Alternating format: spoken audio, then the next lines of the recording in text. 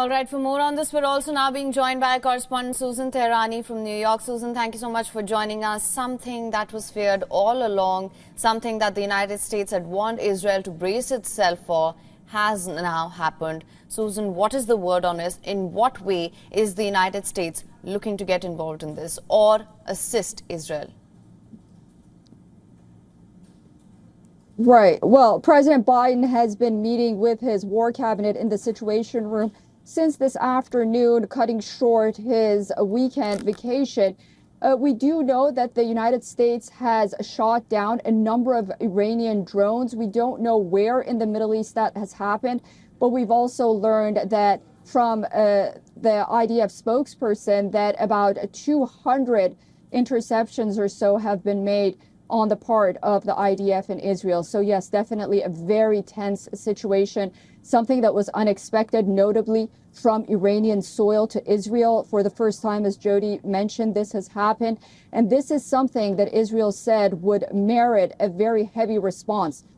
We are hearing that President Biden will be speaking with Prime Minister Netanyahu this evening, and they will talk about the situation, obviously both monitoring it. But the United States is also concerned and has been saying that should Israel decide to respond in any way to this attack, that the United States should know beforehand. Right now, Susan, if we were actually to go by the readout, that the statement that's in fact come out from Iran, it has in fact categorically asked the United States to stay away. If I'm quoting here, the United States must stay away. Now, what does this response mean, and how will this impact any further operations or plan of action going forward?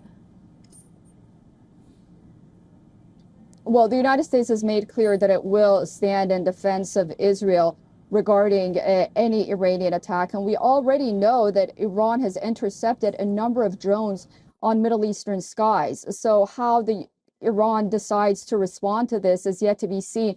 But as you mentioned, this is a very tense situation. It's an active situation.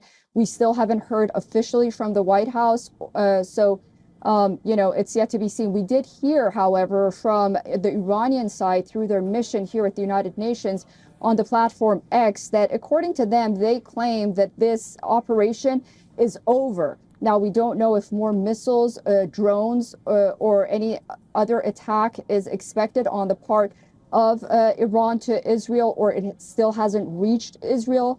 But for their part, they are sort of trying to look for an off-ramp, if you may, to say that this was an operation that was made and it's over. All right.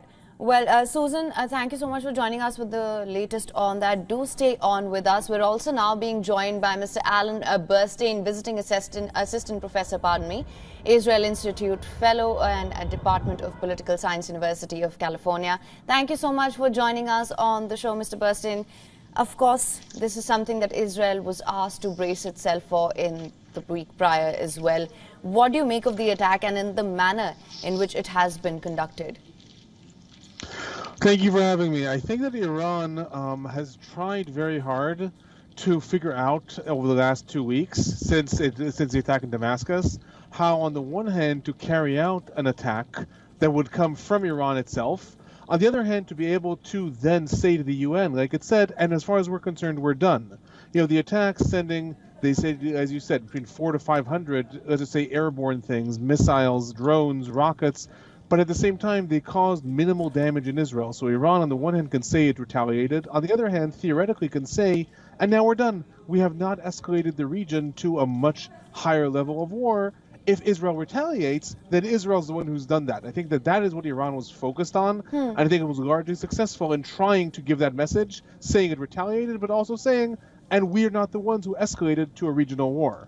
Right. Now, in fact, you make a very pertinent point there, sir. I was going to come to this next. What you said about them saying that, okay, now that we are done. In fact, if we go back to the statement that's come out from Iran, they said that they've conducted the airstrikes keeping within the principles of Article 51 of the UN Charter, which, of course, pertains to legitimate defense. So does this give us a sense further on what you said, that this mission could be over from the Iranian side right now? Well, Iran has been activating its proxies, Hezbollah, Khatib Hezbollah in Iraq, and the Islamic Resistance and the Houthis since the war began. So for the last 6 months, so Iran has been very good on the one hand in playing a role in the war, but also not being involved. I think that they would ideally like to continue that. They would like to say, and now Israel struck against our consulate in Damascus. We struck back at Israel. We're done. That doesn't mean that Iran is no longer intervening in the war. It just goes back to doing it with its proxies, and Israel attacks its proxies. Now the question is, what happens with Israel? If Israel carries out retaliation against Iran, which it might do because Israel has an interest in also striking at Iran's nuclear facilities and lots of other Iranian Revolutionary Guard bases, then we may be in an entirely different situation. Because then Hezbollah, which is a very strong militia in Lebanon, may end up retaliating in the name of Iran. The Houthis may launch more missiles and drones, and Iran may also throw much more of its strength against Israel. So right now, it's a little bit up to Israel if the situation is over or not over. Israel has already said, as you said in your intro, that it is going to retaliate against Iran, but it remains to be seen if Israel will also try to do it the way Iran did, do it in a way that they can say, and now as far as we're concerned, it's over, we now retaliated and it's over, or if Israel says, okay, Iran has launched war, all bets are off, and Israel's throwing its full force against Iran. All right. Now, I would like to bring Susan back into this conversation. Susan, thank you so much for staying on with us. Of course, the latest that is coming in right now is that Israel's ambassador has sent an urgent letter to President of the UN Security Council, of course, regarding this attack. What can you tell us about this, Susan? Yeah, that is a letter that we actually received a copy of.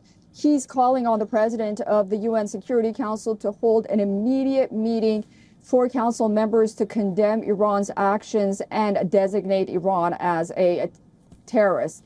So, we'll have to wait and see what happens at the UN Security Council. But my guess is that there will be a meeting regarding this incident. How far in condemning Iran the council will go, of course, is yet to be seen, and how much of Israel's wishes will be fulfilled, again, is yet to be seen. But yes, this is a very strongly worded letter. We also heard from the Israeli ambassador to the UN calling on Antonio Guterres to quote unquote wake up and condemn Iran's actions against Israel. We haven't heard from Antonio Guterres yet either. All right, Susan. Mr. Burston, coming back to you now, Susan and I, we were discussing this before you joined as well. In fact, in the statement, Iran has written that the United States must stay away and that this fight is against a rogue Israeli regime. That's what they stated in their statement. What do you make of these comments that have come in after these attacks?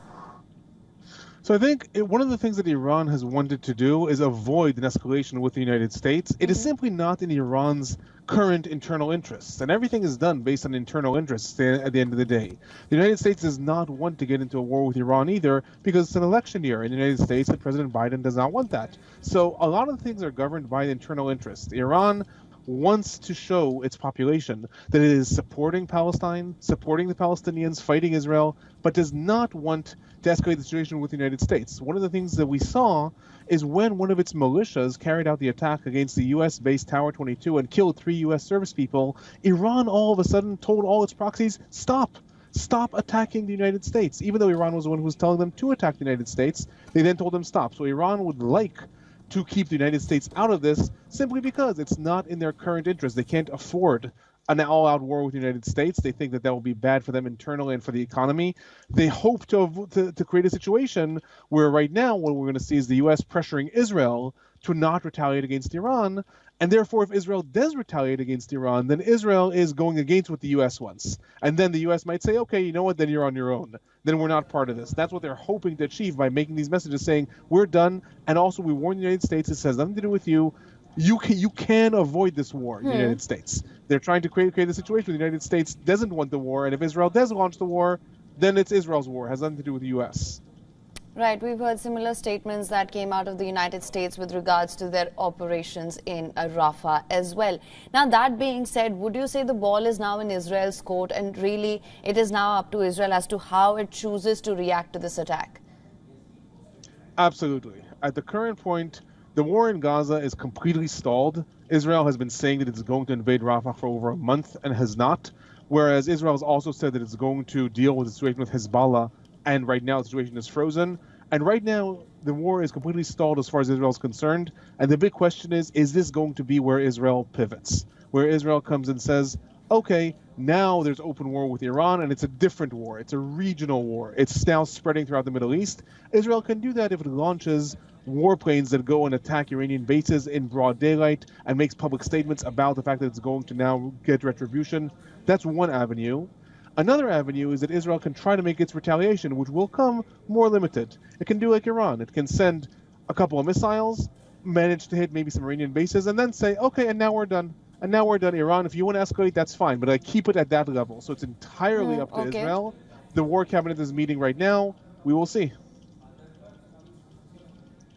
All right. Now, that being said, of course, there have been fears of a new front of this war opening up as well. The question really is, can the world afford another war at a time when tensions are soaring high in West Asia? There are tensions between Ukraine and Russia as well. So that's really the question right now. Can the world afford another war? I mean, wars are never good. The world can never afford a war, and certainly the Middle East going up in flames is bad for everyone. It's bad for the people in the Middle East, and of course it's bad for the world. Part of the problem is that, as you said, this is actually very tied to the war between Russia and Ukraine. Part of the problem is that, like we saw in the 20th century, where there was a Cold War, where the Soviet Union was backing an Arab side and the United States backing an Israeli side, we're almost getting to the same thing again. Iran and Russia are very, very closely allied. Iran is supplying Russia with weapons. That means that Russia is going to stop condemnations against Iran in the UN Security Council. In turn, Israel is being backed by the United States. So we're seeing again the influence of all these world powers, and it's not just about the relationship between Iran and Israel. It's about regional relationships involving Saudi Arabia and Syria and Jordan, and it's also about the world powers. Everyone has their own interests and may be pushing for escalations or de-escalations, and that is what complicates the matter. Right. Now, Mr. Burstein, let's just go back to our correspondent Susan Tehrani, who's joined us from New York, in fact, and has been with us. Susan, coming back to a point that Mr. Burstein made earlier about how now the ball is in Israel's court, and it's really up to Israel as to how it reacts. At the same time, Iran does not want the United States to be involved. The United States does not want a wider regional war. So how do you see the United States responding to this situation at the moment? President Biden, it is to his best interest, not only on the international front, but domestically as well. As our guest mentioned, with an election year, that he tries to diffuse this situation at this point. And he is being criticized for usually taking the least confrontational approach in situations like this. But perhaps this is a time when it would be best for the United States to, oddly enough, ironically enough, to sort of try to diffuse the situation between Israel and Iran. But then we have to see whether or not Prime Minister Benjamin Netanyahu would, first of all, go along with that. And second of all, this is a situation in the Middle East where everything at this point seems very calculated with these drones and missile attacks and the kind of operation and the heads up that Iran gave to Israel and the United States, really. But, what if something goes wrong? What if an accident happens and these drones go astray? Israel is not able to intercept them. And a lot of things could happen. And if any of those things happens and there is a casualty or something is ultimately hit, then, the equation completely changes. If U.S. troops are attacked or killed, for example, then the equation completely changes and, we're in uncharted territory again. Right. But as Mr. Burstein mentioned as well, even with regards to Israel's planned operations in Rafah, the United States had given out a lot of warning statements saying that it does not support the actions that it is carrying out on ground in Gaza. That being said, if Israel now chooses to respond and this turns into a wider regional war, because from what we see as of now, Iran's response appears to be limited to what it has conducted already. Do you think the United States support for Israel that might be impacted, even though they have in fact said that their support for Israel is ironclad? But do you think that could change? I think considering the fact that Israel is America's strongest ally and most dependable ally in the region, it's very unlikely that in a situation like this, where there is a wider regional conflict at stake, that the United States would turn its back on Israel. Now, one might argue, and that those are President Biden's critics, that we're in this situation right now because of the Biden administration's policies towards appeasement towards Iran, by unfreezing Iranian frozen assets on the one hand and not following through with sanctions for missiles and drones on the other. And basically, that's something that can come into the conversation in critique of the Biden administration trying to play both sides and not really supporting Israel full-fledged like former President Trump did, for example, with the Abraham Accords. But ultimately, again, in the situation that we're in right now and with the war ongoing in Gaza, Iran will probably not want to directly get involved with anything with the United States or Israel, but it has its proxies in the region all over the place. I mean, you have the Houthis, you have Hezbollah, you have others that, can carry out these attacks against U.S. forces and Israel without Iran itself being involved the way it is tonight. All right. Well, Mr. Burstein, coming back to you, thank you so much for staying on with us. Of course, now there are reports of an attack on the Negev base in Israel as well. What do you make of it? So that was one of the estimates that that existed in Israeli intelligence that were reported, that Iran may try to actually target Israeli military rather than civilians, again, as a way to say, we are not violating rules of war, we're not attacking civilians, instead we're just attacking military bases. That is clearly not what they tried to do. There were interceptions of missiles that occurred all over Israel, including above Temple Mount, the Al-Aqsa Mosque, Haram al-Sharif, including above the Israeli Knesset. What appears to have happened is that either an intercepted missile, fragments crashed or something like that, and they happened to hit near a military base. So it is possible that a lot of the Iranian missiles were coming towards bases. According to reports, at least, and again, the IDF may not want to say that a missile got through the air defenses. So according to what is being reported, the missile did not manage to actually hit, but this is fragments of missiles. There's also a report of a 10-year-old child in the Bedouin population in southern Israel who also was injured as a result of fragments of missiles that landed and shrapnel. Those are the only two hits that have been reported thus far, although I will say that while I was waiting for you to come back to me, there are more reports that I've seen coming in Israel of alerts that are going off in the Golan Heights.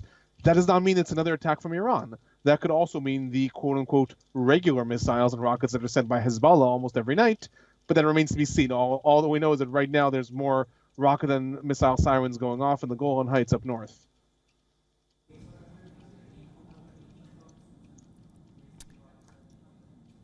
All right. Well, proxies, given that that it is with Hamas, Iran, Hamas, to the Houthis, to Hezbollahs, what do you see? How do you see the role of the proxies here?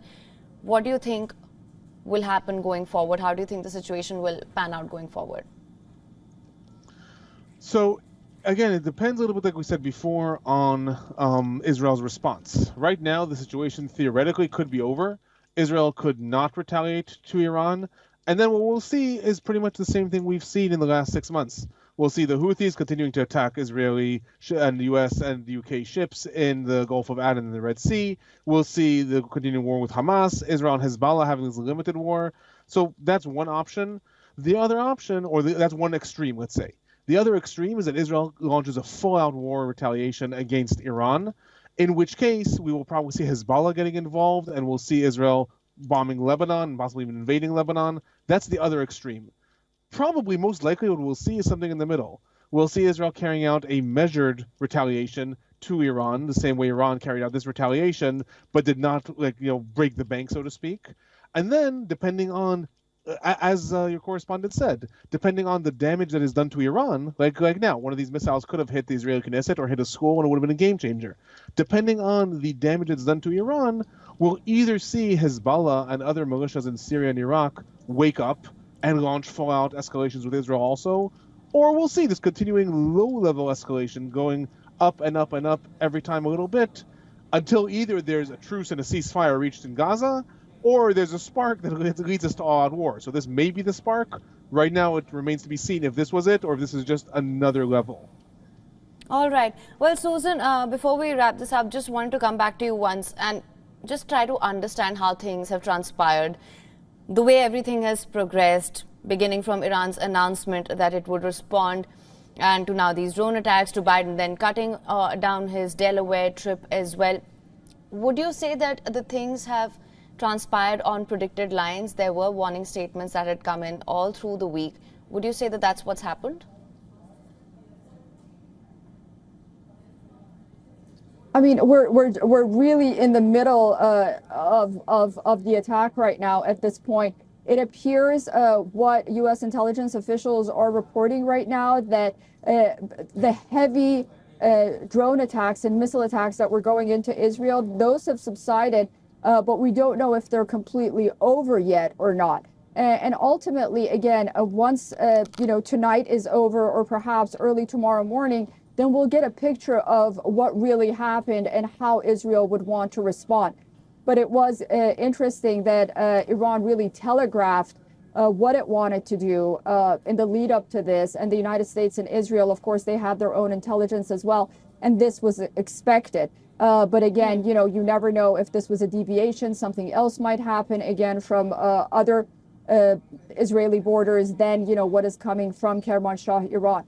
So it's, again, a very live and active situation, and we're watching it very closely. Absolutely. Well, Mr. Burstein, thank you so much for joining us on the show with all your insights on this. We'll, of course, continue to track the developments on this very closely. Susan, I'm going to have to ask you to stay on with us for a little longer. For latest news, download the WION app and subscribe to our YouTube channel.